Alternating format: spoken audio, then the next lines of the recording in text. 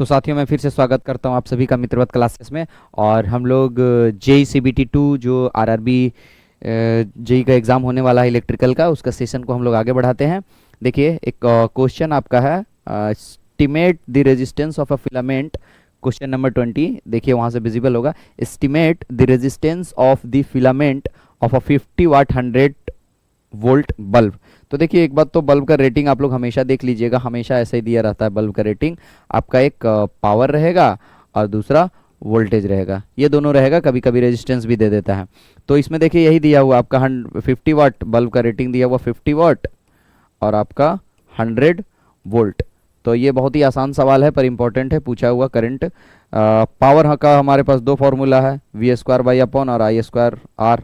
तो इसमें हमको वी और वी भी पता है कि पावर भी पता है और वोल्टेज भी पता है, तो रेजिस्टेंस इससे निकल जाएगा, आई स्क्वायर आर लिखने की ज़रूरत नहीं है। तो इसी से हम करते हैं इसका पावर 100 पावर 50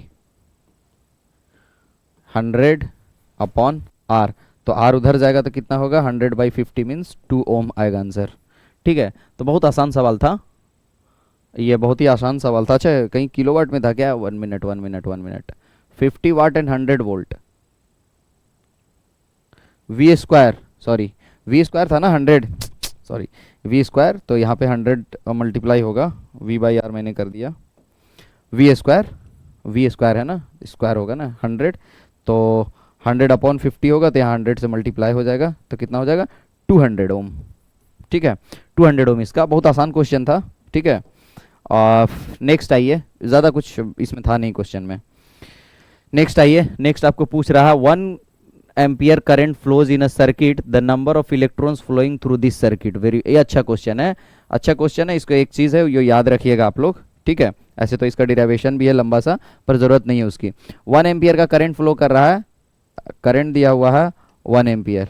ठीक है, अब पूछ रहा है कि इसमें से flow the number of electrons flowing through this circuit. निकल जाएगा, देखिए कैसे निकलेगा। आपका number of electrons through this circuit जो है वो हमारा निकलेगा ऐसे। आई, ये देखिए कितने लोगों को पता है, Q equals to I into T. ठीक है, या फिर current is nothing but rate of flow of charge with respect to time. ठीक है, अब Q इक्वल्स टू, Q क्या है, Q बेसिकली चार्ज है। तो कितना चार्ज जा रहा था हमको नहीं पता, तो एन चार्ज, हम क्या बोलेंगे, एन चार्ज जा रहा है। और एक चार्ज का जो वैल्यू है वो कितना है, मतलब चार्ज क्या है, इलेक्ट्रॉन ही तो फ्लो हो रहा है, तो उसका वैल्यू कितना है चार्ज का, 1.6 इंटू 10⁻⁻19 कूलम। 1.67 भी कहीं लेता है इतना कूलम। ठीक है, मीन्स हम बेसिकली ये लिखना चाह रहे हैं, फिर से ध्यान से देखिएगा, मैं बेसिकली ये लिखना चाह रहा हूँ कि एक एक लाइन आपको मैं समझा देता हूँ, इंपॉर्टेंट है, इसे बहुत सारा सवाल है इसीलिए मैं बता देता हूँ। ये तो क्लियर है यहाँ तक आप लोग को कि 1 एम्पियर दिया हुआ और Q equals to I into T होता है। ठीक है, और Q क्या होता है, Q क्या है, जो फ्लो कर रहा है करंट वही चार्ज फ्लो ही तो है। तो चार्ज क्या फ्लो करता है हमारा सर्किट में, इलेक्ट्रॉन। तो कितने चार्ज पूछा, कितने चार्ज, तो मुझे नहीं पता, एन चार्ज मैंने बोला, एन चार्ज फ्लो कर रहा है। और ऐसा ऐसा कितना इलेक्ट्रॉन, कितना इलेक्ट्रॉन पास कर रहा है, 1.67 इंटू 10⁻⁻19 कूलम। ठीक है, means Q equals to N into E आपको याद रखना है। ई क्या है, the charge of electron, E क्या है, द चार्ज ऑफ इलेक्ट्रॉन, और कितना फ्लो कर रहा है एन हमको नहीं पता, उसी को निकालना है हमको।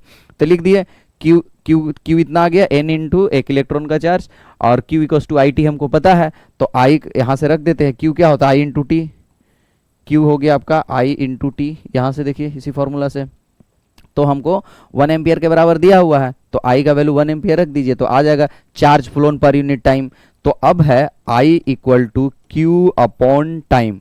ठीक है, आई 1 एम्पियर है और Q हमने अभी निकाल लिया कितना, N into 1.67 into 10⁻⁻19 coulomb per unit time हमको निकालना है, उस टाइम में कितना करंट फ्लो कर रहा है।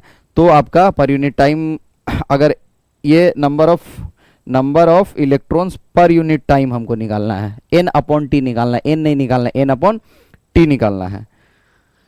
तो क्या हो गया आपका, सिंपली डिवाइड कर दीजिए, आ जाएगा आंसर। तो N upon T is nothing, ये नीचे आ जाएगा तो 1 डिवाइडेड बाई 1.67 इंटू 10⁻⁻19 को ऊपर ले जाइए तो 10⁻19 हो जाएगा। ठीक, अब क्या कीजिए, इसमें से 10 बाहर कर लीजिए, तो जब 10 बाहर कर लेंगे तो ये 10⁻18 बचेगा। ठीक, और 1.67, अब देखिए 10 से डिवाइड कर दीजिए 1.67 से, तो जो ऑप्शन आएगा देखिए हम लोग ऐसे भी यहाँ से अंदाज़ा लगा सकते हैं चारों ऑप्शन में। कहाँ गया, देखिए मैं आपको पहले भी बताया था इस टाइप का चीज़ें कि जब आप एग्जाम में बैठे तो दो ऑप्शन को आप ऐसे ही छाट दीजिएगा। ठीक है, देखिए 10⁻, जो माइनस वाला है पावर, वो तो होगा ही नहीं क्योंकि हमारा पावर ऊपर पॉजिटिव है, तो ये दो तो आंसर हो ही नहीं सकता। सी और डी तो हटा ही दीजिए। अब आंसर ये हो सकता है या ये हो सकता है, तो आप बताइए। 1 को हम डिवीजन देंगे, 1 को डिवाइड करेंगे 1.67 से, ओह कहाँ चला गया, 1 को डिवाइड करेंगे 1.67 से, देखिए हमारे यहाँ क्या आया था डिवीजन, 1 को 1.67 से हम डिवाइड कर रहे हैं ना, 1 को 1.67 से, तो हमेशा 1 से कम आएगा वैल्यू 10 टू, तो 1 से एक ही ऑप्शन है ही आपका, तो आंसर मार के आगे बढ़िए। देखिए एक ही आंसर है, देखिए 0.625 एक ही आंसर है। ठीक है, एक है ये 1.6 है, 1 को 1.67 से भागा देंगे तो कभी 1.6 नहीं आएगा, तो ए आंसर हो गया इसका। ठीक है, इस टाइप से मतलब मैं आपको अभी बस बता रहा हूँ, इसके बाद एग्जाम, जब एग्जाम में 10-15 दिन बचेंगे तो ये सब चीज़ें मैं आपको बताऊंगा कि ऑप्शन देख के तुरंत कैसे मार देना है आंसर को। ठीक है, अब नेक्स्ट आइए, हमारा नेक्स्ट पेज, नेक्स्ट क्वेश्चन क्या है आपका। बढ़िया क्वेश्चन है, मैं आपको अच्छा से बता देता हूँ। इलेक्ट्रिकल शॉर्ट सर्किट के बारे में पूछा है, यही सबसे डेंजरस होता है इलेक्ट्रिकल में। पूछा है an electrical short circuit is characterised by, electrical short circuit जो है उसको हम कैसे कैरेक्टराइज करेंगे। अगर कोई इलेक्ट्रिकली ऐसा एक सर्किट है हमारे पास, ऐसा बहुत सारा लंबा चौड़ा सब कुछ लगा हुआ है इसमें, ठीक है, और यहाँ पे एक वोल्टेज सोर्स है, तो ये शॉर्ट सर्किट हो गया। इसका मतलब देखिए, शॉर्ट सर्किट का मतलब होता है कि आपने करंट पास करने के लिए बहुत कम रेजिस्टेंस आपने ऑफर किया, एकदम लगभग जीरो की तरफ, एकदम जीरो तो नहीं बोलेंगे, एकदम लगभग जीरो आप जो है, आर जो है आपका टेंस टू जीरो हो गया सर्किट का, और वोल्टेज अच्छा खासा है, वोल्टेज नॉन जीरो है। ठीक है, वोल्टेज अच्छा खासा है लेकिन आपका रेजिस्टेंस काफ़ी जीरो, तो उस समय ना बहुत हाई करंट फ्लो करता है। I equals to V upon R होगा। वोल्टेज का तो एक फाइनाइट वैल्यू है, सपोज 100 वोल्ट या कुछ भी, और रेजिस्टेंस को आपने लगभग जीरो कर दिया, लगभग जीरो मीन्स मान लीजिए 0.0000000000001 इतना छोटा कर दिया। तो देखिए ये जब दशमलव कट के ऊपर जाएगा तो कितना आएगा, 1 2 3 4 5 में 12 है तो 12 आ जाएगा। तो सोच रहे कितना करंट पास करेगा, 10 12 इधर और 2 14, 10⁻14 एम्पियर करंट पास करेगा। ये सर्किट को तुरंत जला देगा, सेकेंड में, माइक्रो सेकेंड में, ज़्यादा टाइम नहीं है। तो शॉर्ट सर्किट हमेशा जो है वो जीरो रेजिस्टेंस, मतलब जीरो तो नहीं लिखना चाहिए, मतलब बेसिकली बहुत कम रेजिस्टेंस, तो यही ऑप्शन है। मीडियम रेजिस्टेंस, इनफाइनाइट रेजिस्टेंस तो होगा नहीं, ये ओपन सर्किट है, देख लीजिए ये ऑप्शन को देख लीजिए। ये जब ये शॉर्ट सर्किट बोला, ओपन सर्किट मतलब इनफाइनाइट रेजिस्टेंस, मतलब करंट पास कर ही नहीं पाएगा। I equals to V upon R कीजिएगा और आर इन्फाइनाइट हो जाएगा, तो 100 वोल्ट अगर सपोज है और बाई इन्फाइनाइट तो कितना हो गया, लगभग जीरो करंट, लगभग, तो ऐसा एकदम जीरो हम नहीं बोलेंगे, लगभग जीरो, टेंस टू जीरो, बहुत कम करंट पास करता है, जिसको लीकेज करंट बोलते हैं, मतलब बहुत हाई इन्फाइनाइट रेजिस्टेंस में भी थोड़ा थोड़ा करंट पास करता है। ठीक है, तो आपका इन्फाइनाइट रेजिस्टेंस मतलब इन्फाइनाइट रेजिस्टेंस हो जाएगा किसके लिए, आपका ओपन सर्किट के लिए, और शॉर्ट सर्किट के लिए zero resistance. Short circuit high current, open circuit मतलब very high current, very low current. ठीक है, यहाँ तक हो गया। अब नेक्स्ट आइए, इस देखिए ये क्वेश्चन बार बार रिपीट हो रहा है, तो इसको आप लोग अच्छा से पढ़ ही लीजिएगा, ये पक्का पूछा जाएगा एग्जाम में, बार बार पूछा जा रहा है। ये आपका डीएमआरसी में पूछा हुआ है।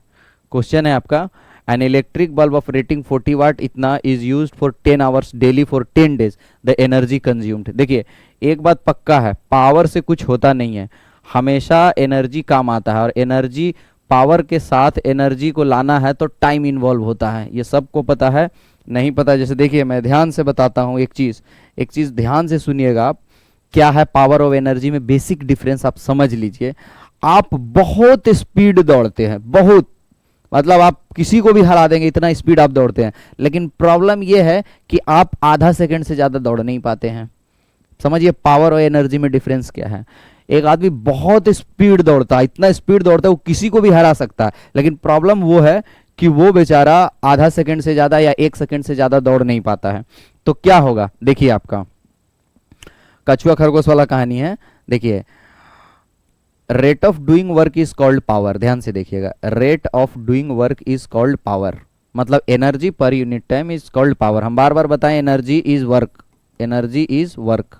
तो रेट ऑफ डूइंग एनर्जी या रेट ऑफ डूइंग वर्क एक ही बात है। Rate of doing work is called power. अब देखिए यहां से दिया, एनर्जी क्या हो गया, पावर इंटू टी, यहां से आ गया। देखिए अब हम क्यों बोल रहे हैं कि आप बहुत स्पीड दौड़ रहे हैं, बहुत स्पीड, लेकिन आप दौड़ बहुत कम समय के लिए रहे हैं, बहुत कम समय के लिए, तो आपके पास एनर्जी कम है।